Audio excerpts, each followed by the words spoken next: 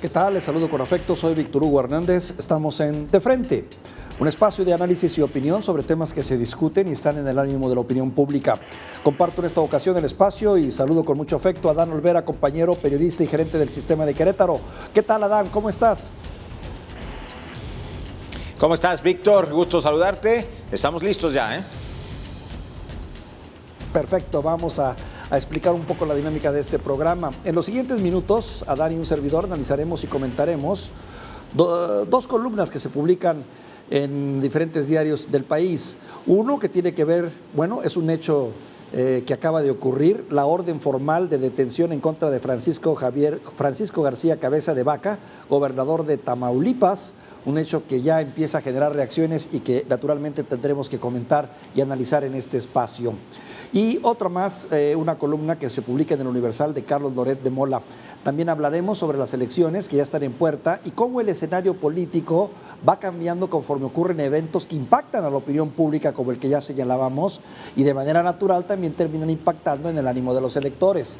También, si usted nos lo permite, analizaremos un factor que está presente en las campañas electorales y que es particularmente delicado porque implica vidas. Nos referimos a la violencia política que ha dejado hasta el momento por lo menos 39 víctimas, y si el tiempo nos lo permite, haremos una reflexión exactamente, en relación a esto que ocurrió en Tamaulipas, que nos permite hablar sobre el desempeño de los gobernadores y cómo controlan sus estados o cómo influyen también en la vida pública. ¿De acuerdo, Adán? De acuerdo, Víctor. Cuando tú digas y cuando tú indiques, y a la gente que nos ve, pues estamos listos, ¿eh? Bien, pues hoy la nota del momento tiene que ver con este hecho que la verdad sí nos sorprende a todos. Formalmente se dictó orden de aprehensión. Déjame leerte parte de la información que tengo aquí documentada, que nos acaba de llegar. Se ha ordenado el congelamiento de cuentas de la red del gobernador de Tamaulipas por presuntas operaciones con recursos de procedencia ilícita. 12 personas físicas y 25 jurídicas, dice esta información que comienza a generar, que son algunos Twitter que han empezado a salir y que hablan sobre esto. El senador morenista Ricardo Monreal reveló hace unos momentos que se giró una orden de aprehensión contra el gobernador de Tamaulipas, Francisco García Cabeza de Vaca, quien hace 2 semanas habría sido desaforado por la Cámara de Diputados. Un hecho que, pues la verdad, nos toma de sorpresa, pero del cual pues ya teníamos información. Adán, ¿cuál es tu opinión? Mi opinión es que estamos todavía para entender esto en un vericueto legal, porque la Cámara quita el desafuero, pero ahora dicen que solamente esto, que el gobernador García Cabeza de Vaca solamente tiene fuero en Tamaulipas, pero que en el ámbito federal no. Esa es la justificación que están dando. Y pues mira, en política dicen los que saben y en el pasado, ahora que les gusta tanto hablar del pasado y de lo que hicieron en el pasado, en política no hay casualidades, decían los viejos lobos de mar, esos dinosaurios del Pleistoceno de cola larga y manos cortas. En política no hay casualidades, lamentablemente el pensar de muchos ciudadanos se va a ir por ahí. Saber si esto es un asunto de Estado de Derecho, saber si esto es un asunto de cumplimiento de la ley, saber si estamos precisamente ante un presunto, o ante una persona que presuntamente cometió delitos, o si se trata nada más de un asunto que tiene que ver con la política electoral, que lo hace peor aún, que tenga que ver con la política electoral. Puede tener que ver con la política, pero con política electoral a 2 semanas de que acaben las campañas y de que se vaya a las urnas a renovar precisamente Cámara de Diputados Federal, a renovar en las entidades diferentes situaciones, 15 gubernaturas, presidencias municipales, diputaciones locales.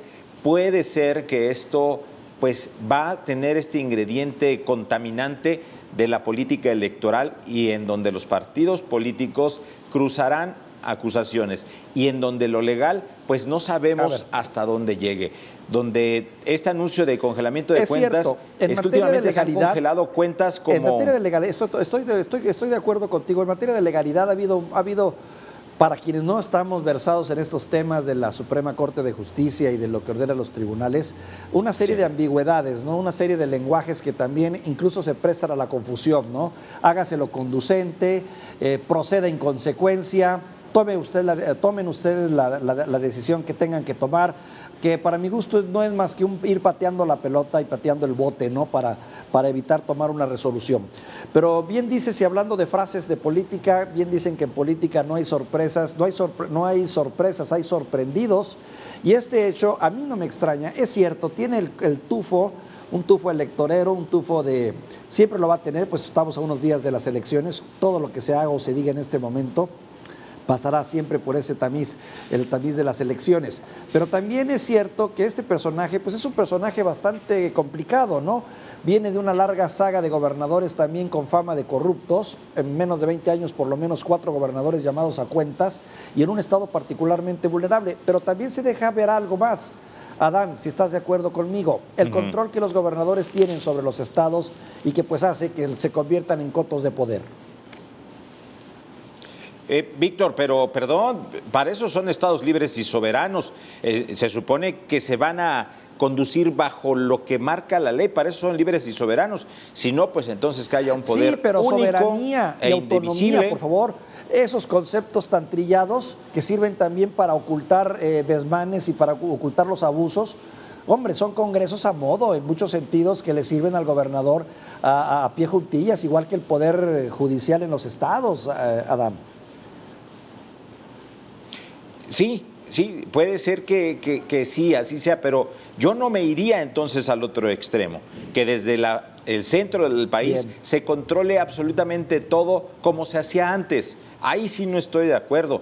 En la época de Salinas, que ahora es tan renombrado y tan presente hoy más que nunca, se tumbaban gobernadores un día sí y otro también. Sí, sí, que también eran unos pillos bien hechos. Lo que pasa es que ahora, pues bueno, se hace abiertamente y se hace con más, digamos, con más difusión. Antes era en lo oscurito. Pero vamos a regresar al tema más adelante, en uno de los apartados que tenemos que tiene que ver sobre los gobernadores. Déjame hacer un segundo análisis contigo que tiene que ver también con lo que se publica en el Universal y que publica el periodista Carlos Loret de Mola bajo el título "Vienen más apagones", otro sello de la 4T. El periodista anticipa que los apagones seguirán y que van a ser una constante en el país. Y esto, pues, no es un buen augurio. ¿Cuál es tu opinión? Pues mira, lo que dice precisamente en la columna, el combustóleo, tanto combustóleo que tenemos ahora, bueno, ni eso están pudiendo quemar, o sea, ni para contaminar están saliendo buenos, en la opinión del periodista Loret. Y como se estila hoy en día las cosas, con todo respeto, ni para eso son buenos, con todo respeto, dicho sea de paso.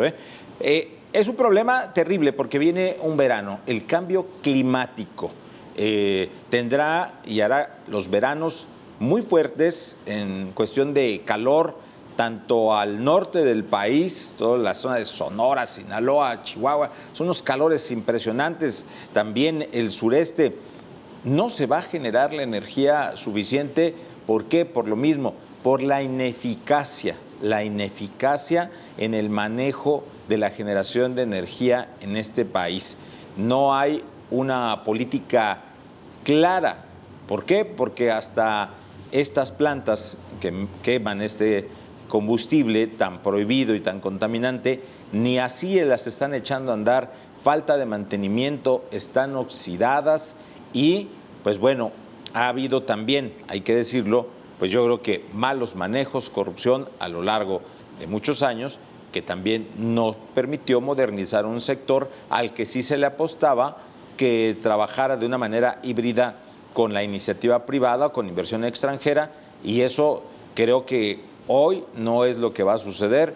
Hoy no es la apuesta, hoy la apuesta es que haya un monopolio y que sea el Estado el que genere.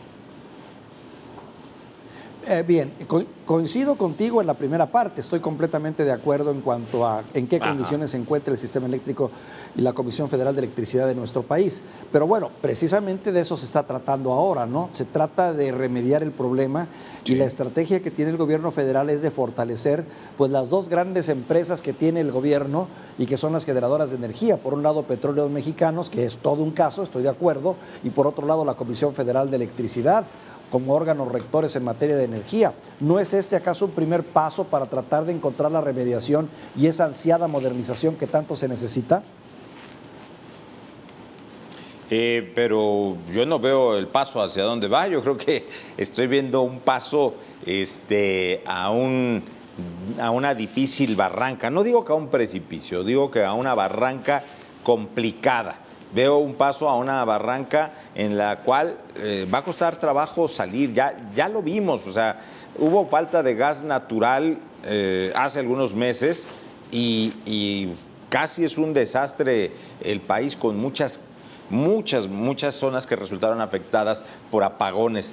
No vaya a ser que esto venga de regreso, esos apagones que se vivieron en la década de los 70, sí.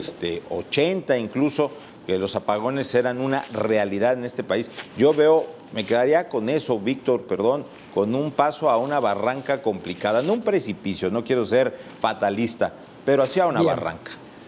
Bien, es un riesgo, estoy de acuerdo, pero también estarás de acuerdo que, bueno, como bien dice el dicho, ¿no? En su salud lo hallarán si para el gobierno actual comienzan esa serie de apagones que nadie desea, porque son fenómenos o son situaciones que inciden directamente en la economía, en el ánimo de la opinión pública, y sería tremendo, sería un golpe durísimo para la actual administración y sobre todo para su política de energía que tanto ha defendido. Pero vamos a ver, vamos a esperar porque se me hace que estamos adelantando vísperas. Esto es nada más un pronóstico que hace el analista y esperemos que esté equivocado. Déjame pasar a otro tema rápidamente, Adán. Faltan pocos días ya para las elecciones intermedias del 2021. Lo más importante que se juega, pues, 15 gobernaturas, 20.368 puestos de elección popular. Estamos ya en la recta final y, como es de suponer, el escenario se calienta y crece la intensidad de la contienda.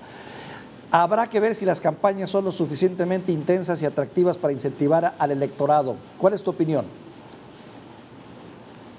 Mira, quisiera hablar de lo primero que tengo cerca, Querétaro. Ha sido unas campañas de lo más, mira, lo dijiste hace un rato, van pateando el bote los candidatos, como que hay resultados en algunas zonas que están ya muy cantados. Vamos a ver si es cierto, si las encuestas, si las mediciones así son. Lo que sí veo es que hay una lucha importantísima por a ver quién se queda con el control de los 300 distritos electorales que tiene este país. ¿Quién gana la mayoría de los distritos? ¿Con qué aliados Morena va a trabajar? ¿Quiénes le van a servir? Los clásicos satélites que tienen los partidos grandes en este país. El PRI tuvo a sus satélites durante muchos años, tuvo a sus rémoras. Ya hay rémoras que son genéricas, hay rémoras que se pueden pegar con el que sea. Hablo del Verde, que puede ser con el PRI, con el PAN, con Morena, a quien le pongan, tiene su esquina ya bien definida el Partido Verde. Y veo ahí la preocupación en las campañas y en los efectos. Se están tratando de generar efectos para que la población pues vote para mantener esa mayoría que servirá para mantener el control en el gobierno, la propaganda enfocada a que si tú votas por alguien que no sea del partido en el poder, ya no habrá dinero para los pobres. Ahora sí hay dinero para los pobres y los otros se quieren quitar el dinero a los pobres. Es lo más atrevido que he visto en las campañas. Son unas campañas que carecen de sustancia, son unas campañas que carecen de propuesta. O sea, es la clásica en este país. No es saber cómo gano la elección, es saber cómo tumbo al otro, a ver cómo lo bajo. Así veo las campañas, Víctor. Bueno, sí, de alguna manera tu lectura es correcta y estoy de acuerdo, eso se da. Yo por mi parte lo que veo es que es Campañas que se desarrollan en varias pistas, ¿no? Por un lado, el protagonismo del presidente, por otro lado, el actuar de cada uno de los aspirantes que tienen sus propias historias y sus propias narrativas. Hay que recordar que no es una gran elección, son un buen número de elecciones prácticamente en todos los estados del país, sí, y cada una tiene su propia historia y se desarrolla de acuerdo a sus circunstancias. Por otro lado, también habría que ver los sucesos que están ocurriendo, los escándalos que se han dado y que parece ser se van a incentivar y se van a provocar o se van a dar, si tú lo quieres ver así, en los siguientes días que faltan y que sin duda sí van a ser sensibles, van a afectar a un ciudadano que está pues atento y pendiente. En algunos casos hay pues desdén por el proceso electoral, pero por otros pues todo esto influye, ¿no? Vamos a ver qué pasa, mi querido Adam, estoy de acuerdo contigo. Cualquier punto de vista en relación a esas campañas siempre será bienvenido. Déjame hablar de algo obligado en ese tema también, la violencia que se ha vivido durante este proceso electoral, y no es un tema menor.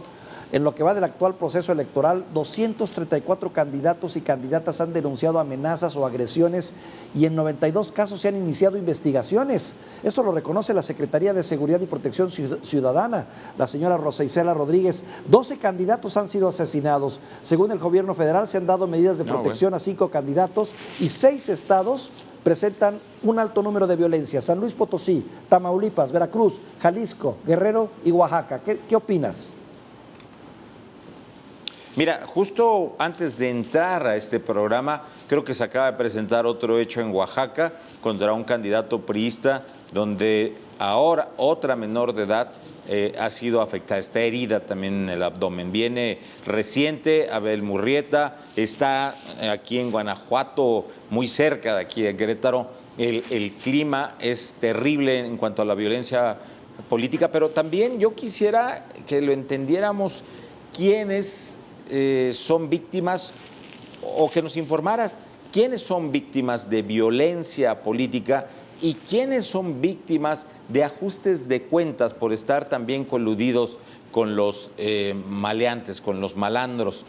Yo creo que habría que también pedirle a la autoridad, que es mucho pedir porque poco es lo que resuelven, quiénes son víctimas de la delincuencia porque no les conviene que llegue, porque no aceptó o no aceptó el candidato caer en las garras de la corrupción, y quienes están a lo mejor con un bando contrario y son víctimas de esta violencia. Difícilmente sabremos las causas, lo único que vemos es algo ya más parecido al terrorismo. El terrorismo se encarga de causar precisamente en la población ese temor. Y esto nos estamos acercando peligrosamente. No quisiera verme exagerado, no quisiera sonar exagerado, pero ya no encuentro yo otra explicación sino el infundir miedo, el infundir terror a la población con un objetivo en específico, de un monstruo de 1000 cabezas que no nos pueden decir quién es, quién manda en materia de delincuencia. Organizados ellos, desorganizados el poder político y policiaco en el país. Sí, podríamos resumir que nos estamos enfrentando, o más bien los candidatos y aspirantes también tienen que enfrentarse, particularmente en estos estados que yo te mencionaba, a dos tipos de delincuencia, ¿no? La delincuencia formal, la delincuencia organizada, relacionada con el narcotráfico y todos los crímenes que ya conocemos, y por otro lado, pues la delincuencia política, que también no es menos peligrosa y no es menos perversa, ¿no? Solo que estos están acreditados y son de cuello blanco, pero muchas de las amenazas y de los actos violentos tienen su origen precisamente dentro de la misma clase política. Verdaderos psicópatas que tienen una posición en el poder y que se enamoran del poder y del dinero naturalmente y no tienen el menor escrúpulo para acabar con la vida de su opositor o de su contendiente. Y en el otro caso, pues bueno, el crimen organizado, que también ya sabemos cómo opera y que lo que busca ya no es controlar ya no es tener una plaza de jefe de tránsito, de jefe de la policía, sino que quieren el control completo, en este caso de los municipios, que son los más sensibles, ¿no? Claro. Y la violencia política o la violencia en torno a las elecciones, insisto, es algo que no pueden o no quieren resolver los que están en el poder, Totalmente de acuerdo, Adán, totalmente. Y ese tema lo vamos a seguir tocando, ni duda cabe, porque es una constante que va a estar presente en estos días. Aprovecho los minutos que nos quedan para hablar de otro tema muy sensible para la mayoría de los mexicanos. El presidente insiste constantemente que el tema de la corrupción en su gobierno es un asunto prácticamente resuelto. Sin embargo, estarás de acuerdo conmigo, poca atención se pone al desempeño de muchos gobernadores que en sus estados siguen comportándose como auténticos virreyes. Todo lo controlan y todo lo deciden. En estos estados, los poderes que deberían ser contrapesos, como un congreso local o el poder judicial, son cosa de nada, son membretes que casi siempre están cooptados por el gobernador. Es muy posible que lo que ocurre en Tamaulipas, que mencionábamos al comienzo de este programa, tenga una narrativa similar, y me interesa tu punto de vista.